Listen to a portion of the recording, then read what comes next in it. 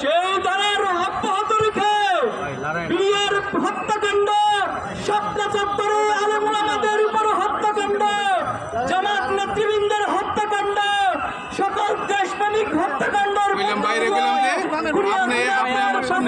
কায়েম রেখেছিল। পরিবারের কাছে সারা বাংলাদেশের মানুষকে চিহ্নি করে রেখেছিল। কিন্তু 24 জুলাই আগস্টের বিপ্লবে ছাত্র জনতার রাজপথে নেমে এসে তারা তাদের বুকের তাজা রক্ত ঢেলে দিয়ে বাংলাদেশকে ফ্যাসিবাদ মুক্ত করেছে। আমরা ফেরাউন দেখিনি, ফেরাউনের গল্প শুনেছি। আমরা নমরুদ দেখিনি, নমরুদের গল্প শুনেছি। আমরা হিটলার দেখিনি, হিটলারের ইতিহাস পড়েছি।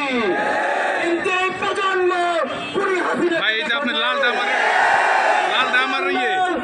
হাসিনা দোষরদেরকে দেখেছে।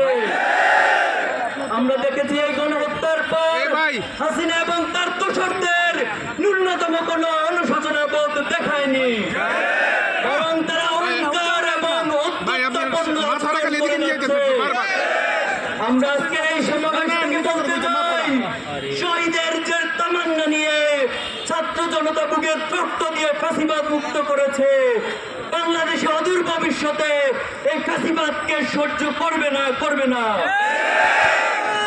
সংগ্রামী উপস্থিতি, বিভিন্ন মাধ্যমে ফ্যাসিবাদ ষড়যন্ত্রের চেষ্টা করে যাচ্ছে। সমাজের যে বিপ্লব, এই বিপ্লবকে বিতর্কিত করার জন্য ষড়যন্ত্র করে যাচ্ছে।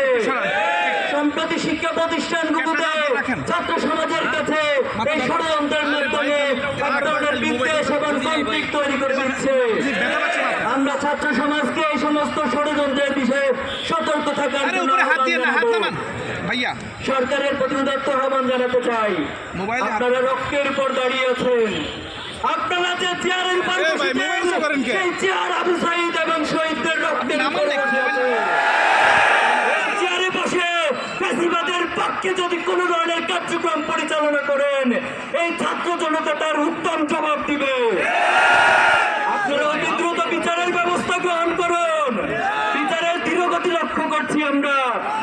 সেই সাথে মামলা বাণিজ্যের মধ্য দিয়ে এক ধরনের দোষর নব্য ফ্যাসিস্ট আসামিদেরকে জামিন দেওয়ার তথ্য আমরা পেয়েছি। আমরা আবারও বলছি, ছাত্র জনতা কোনোভাবে বসে থাকবে না এই সমস্ত কার্যক্রম থেকে। উপস্থিতি, আজকে যে প্রজন্ম, এই প্রজন্মকে আপনারা বোকা ভাববেন না।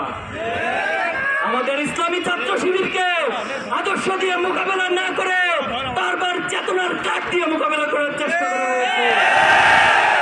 আমাদের প্রথম কেন্দ্রীয় সভাপতি শহীদ মীর কাসেম আলী ভাইকে, বাংলাদেশের এই রত্নকে তারা ফাঁসি দিয়ে বিচারিক হত্যাকাণ্ড ঘটিয়েছে।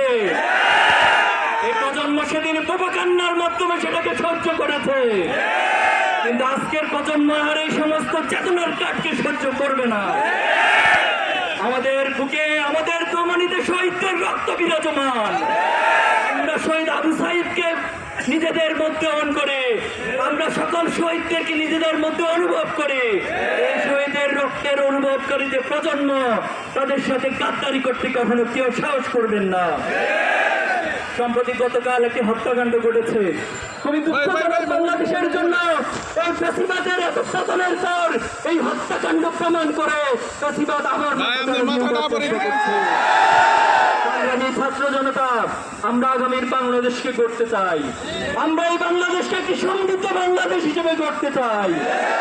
এই প্রজন্ম তারা সততা, দক্ষতা, দেশপ্রেমের মধ্য দিয়ে বাংলাদেশকে গড়তে চায়। আমরা ইব্রাহিমের উত্তরসূরি, আমরা ইসমাইলের উত্তরসূরি, আমরা শাহজালাল শাহপরানের উত্তরসূরি, আমরা সালাউদ্দিন আইয়ুবীর উত্তরসূরি, আমরা শহীদ সাব্বির আইয়ুব থেকে শুরু করে শেষ পর্যন্ত শহীদ আব্দুল্লাহ পর্যন্ত সকল শহীদের উত্তরসূরি।